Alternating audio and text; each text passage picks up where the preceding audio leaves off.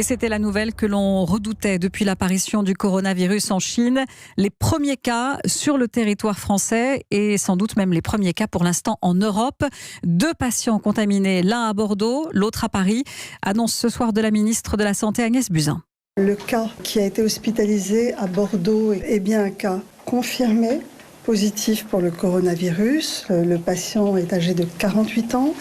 Il revient de Chine où il a fait un voyage de quelques jours. Il est passé par la ville de Wuhan. Donc il est hospitalisé depuis hier à Bordeaux. Il est en chambre isolée de façon à ce qu'il n'ait pas de contact ultérieur. Il va bien. Pour la première fois depuis le début de l'épidémie de coronavirus, un patient est mort en France.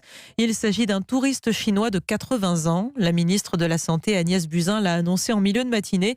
C'est le premier décès hors d'Asie, Yasmina Katou. En France, 11 personnes ont été touchées par le Covid-19. 6 personnes sont toujours hospitalisées.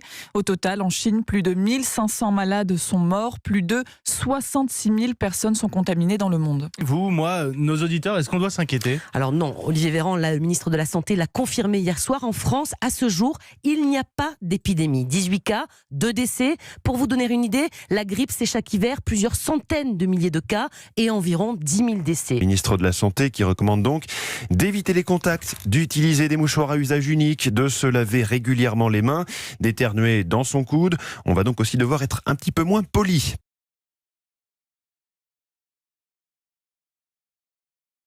Dès lundi et jusqu'à nouvel ordre, les crèches, les écoles, les collèges, les lycées et les universités seront fermés. J'ai donc décidé, jusqu'à nouvel ordre, la fermeture, à compter de ce soir minuit, de tous les lieux recevant du public non indispensables à la vie du pays. Des restaurants, cafés, cinémas, discothèques. Les lieux de culte resteront ouverts, mais les rassemblements et les cérémonies devront être reportés. Les magasins et marchés alimentaires, les pharmacies, les stations essence, les banques et les bureaux de tabac et de presse. Nous sommes en guerre. Dès demain, midi, et pour 15 jours au moins, nos déplacements seront très fortement réduits. Pour tous ces déplacements, il faudra vous munir d'une attestation sur l'honneur, un document que vous pouvez télécharger dès aujourd'hui sur le site du gouvernement. Vous pouvez l'imprimer ou le recopier à la main sur une feuille libre. De nombreux citadins sont partis se réfugier dans leurs résidences secondaires à la campagne ou en bord de mer. Normandie, Bretagne, Nouvelle-Aquitaine qui sont pour l'instant peu atteints par le virus. Logiquement, les habitants ne sont pas vraiment ravis de les voir arriver.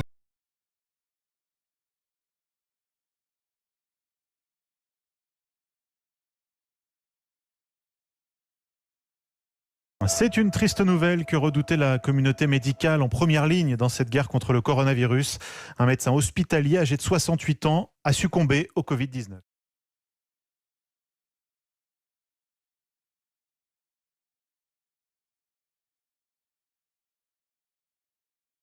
Le confinement le plus strict doit encore se poursuivre jusqu'au lundi 11 mai.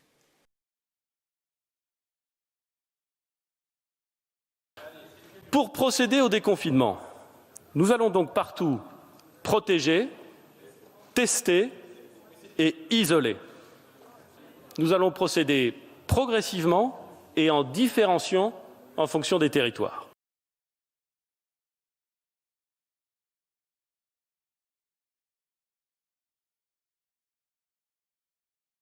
Début de la phase 2 du déconfinement qui concerne aussi les établissements scolaires, reprise progressive des lycées en zone verte et des collèges qui n'avaient pas ouvert dans les anciennes zones rouges. L'autre aspect sensible de ce déconfinement, ce sont évidemment les transports, en particulier en Ile-de-France où l'on a vu des métros et des RER bien trop remplis tôt ce matin. À 6h tapantes, à l'ouverture de la porte, ils sont déjà plusieurs à s'asseoir en terrasse et à commander un café.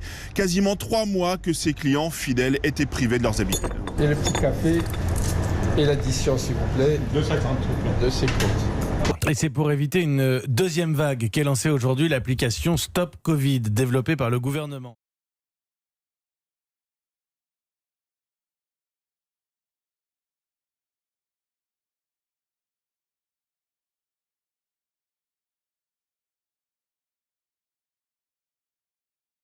Que dames, on ferme, je suis désolé, il est 22h. Le rideau a baissé bien plus tôt qu'à l'habitude sur les bars de Paris et de 10 grandes villes françaises en zone d'alerte renforcée, dont Lille, Bordeaux, Toulouse ou Nice.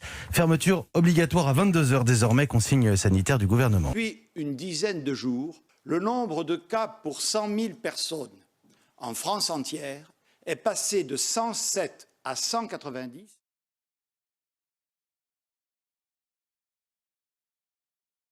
J'ai décidé qu'il fallait retrouver, à partir de vendredi, le confinement qui a stoppé le virus. Nous sommes submergés par l'accélération soudaine de l'épidémie, débordés par une deuxième vague qui, nous le savons désormais, sera sans doute plus dure et plus meurtrière que la première.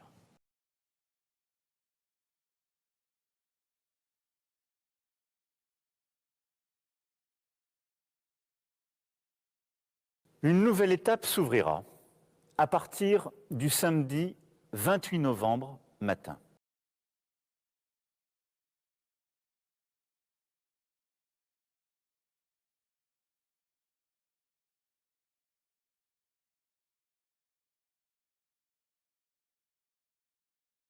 Et ce matin, plus besoin de cocher une petite case pour aller travailler, pour aller faire une course ou tout simplement pour aller vous promener. Les attestations, c'est fini pour la journée. Vous pouvez aussi de nouveau vous déplacer d'une région à l'autre. Pour partir en vacances par exemple, plus besoin d'avoir un motif particulier. Mais ce soir, dès 20h, c'est le retour du couvre-feu. Il faudra rester chez vous. Toutes les sorties sont interdites jusqu'à 6h du matin. Soyez donc prévoyants pour vos achats, par exemple de nourriture. Après 20h, ce ne sera plus possible d'aller chercher un plat emporté. L'Agence européenne des médicaments devrait a priori autoriser le vaccin Pfizer-BioNTech. Ce serait le coup d'envoi des campagnes de vaccination en Europe, le lancement d'un dispositif gigantesque.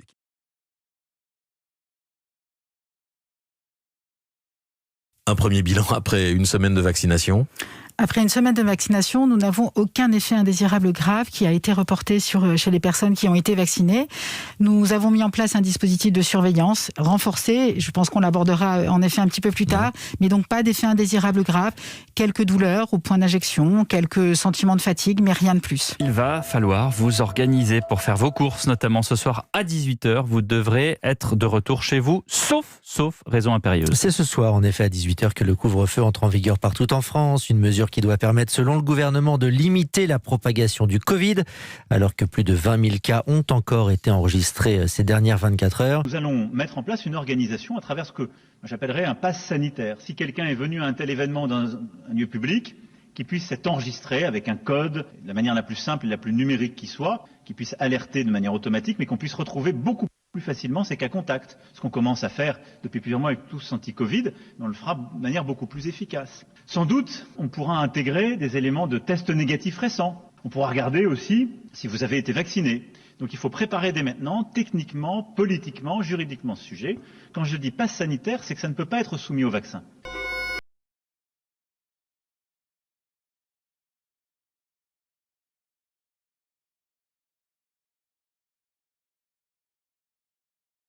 Dans les 19 départements en vigilance renforcée, ces règles seront étendues à tout le territoire métropolitain dès ce samedi soir et pour 4 semaines. Fermeture des écoles, de la maternelle au lycée, c'est le retour de l'enseignement à distance pour quelques jours avant 2 semaines de vacances dans toute la France. Le télétravail qui devra, quand c'est possible, être systématique. La bonne nouvelle, c'est que vous pourrez télétravailler là où vous voulez. Vous ne pourrez sortir que dans un rayon de 10 km. Des sorties possibles entre 6h et 19h pour prendre l'air ou faire vos courses. Mais ne comptez pas sur les commerces dits non essentiels, fermés dès samedi soir dans tous les départements.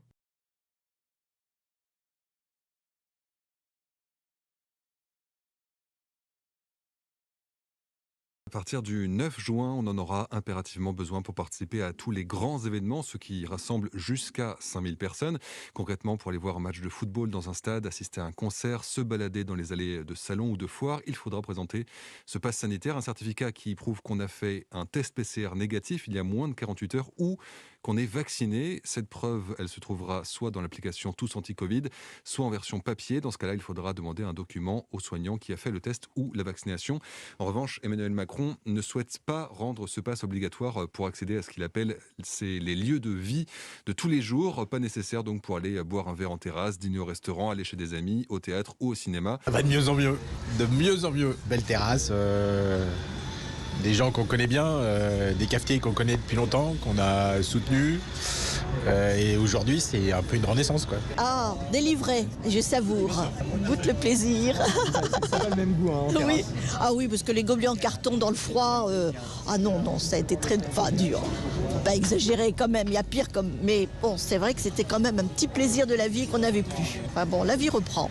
C'est une étape majeure de la lutte contre la pandémie. À partir d'aujourd'hui, tous les plus de 18 ans peuvent se faire vacciner. Ouais, il n'y a plus de critères de sélection, plus besoin de justifier non plus une quelconque comorbidité pour prendre un rendez-vous.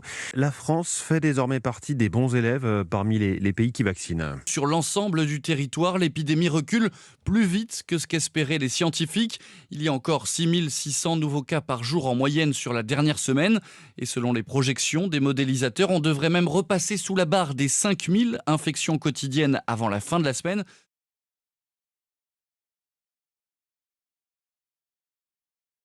Hier, mardi 16 juin 2021, Jean Castex a pris la parole derrière un pupitre pour nous annoncer la fin du port du masque en extérieur. Je ne sais pas si vous réalisez, Mathieu, nous allons revoir des mentons d'inconnus, des dents, des lèvres, des nez.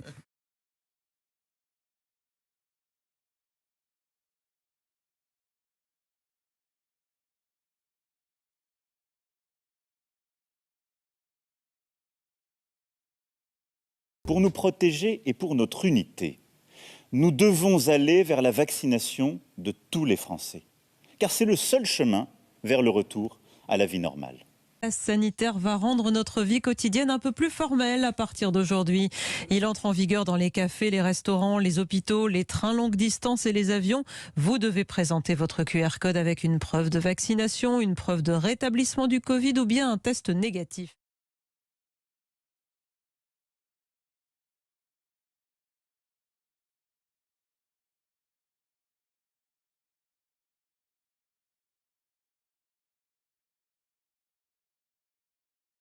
Le pass sanitaire, il est désormais obligatoire pour tous à partir de l'âge de 12 ans. Depuis ce matin, les 12-17 ans doivent eux aussi le présenter pour aller au restaurant, au cinéma ou à la salle de sport par exemple. 64% d'entre eux ont un schéma vaccinal complet. Pour les autres, ce sera donc test PCR à répétition, une option qui n'arrange pas toujours les jeunes, mais qui rassure leurs parents, même si cela demande un peu d'organisation. C'est un petit peu exclu de toutes les activités parce que comme mes amis sont vaccinés, elles vont pouvoir faire plein de choses dehors, au cinéma ou au restaurant. Et moi, je vais être empêchée, donc ce sera assez compliqué.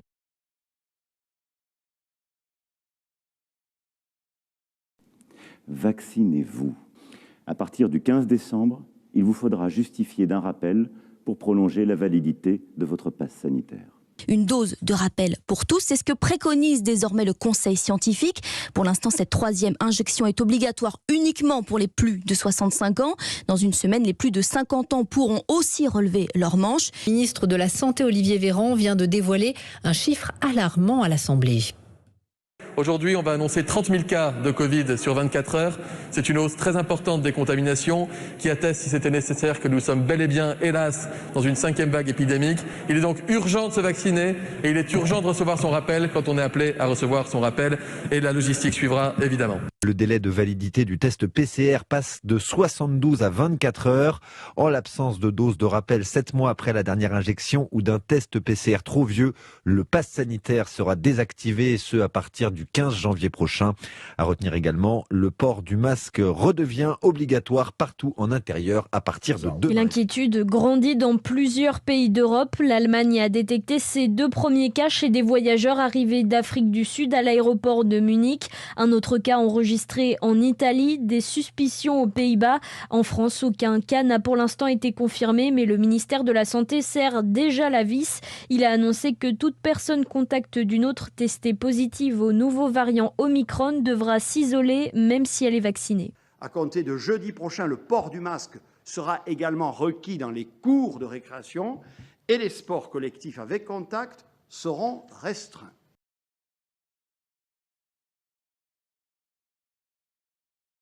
Vaccins et des jauges. Le gouvernement maintient sa stratégie face à la 5e vague de Covid et aux variants Omicron. Hier soir, à l'issue du Conseil des ministres, Jean Castex a annoncé une série de nouvelles mesures. Pas de couvre-feu, pas de fermeture. Le Premier ministre mise surtout sur la vaccination. Les consignes sanitaires ont changé à l'école. S'il y a un cas positif dans la classe, on teste chaque élève 3 fois en 4 jours. Je suis fatiguée et on n'entame que la 2e semaine. Il va falloir qu'on arrive à assouplir ces choses-là. C'est juste pas possible. L'actualité de ce jeudi, on vous le disait en titre, c'est l'adoption à l'Assemblée du pass vaccinal. Texte adopté par 214 voix pour, contre 93. Il y a eu 27 abstentions. Les députés ont débattu pratiquement toute la nuit. Plus de 700 amendements avaient été déposés. 9000 classes fermées, on n'a pas vu ça depuis le printemps dernier. En parallèle, c'est la valse des protocoles. Nouvelles règles dans les classes dès ce matin, 4 jours seulement après la rentrée. L'allègement du protocole sanitaire à l'école n'aura pas suffi. Les syndicats d'enseignants appellent à la grève. Appel lancé pour le 13 janvier dans les écoles, collèges et lycées. Le mot d'ordre tient en quelques mots. Ce n'est plus possible. Les syndicats dénoncent une pagaille indescriptible à l'école, Louise. C'est inapplicable dans les écoles, qui met en danger les enseignants, les élèves, mais aussi les familles. On voit bien qu'on a des contaminations, mais qu'on ne fait rien pour circonscrire les contaminations. À compter donc du mercredi 2 février, tous les équipements, notamment sportifs et culturels, pourront retrouver un fonctionnement à pleine capacité.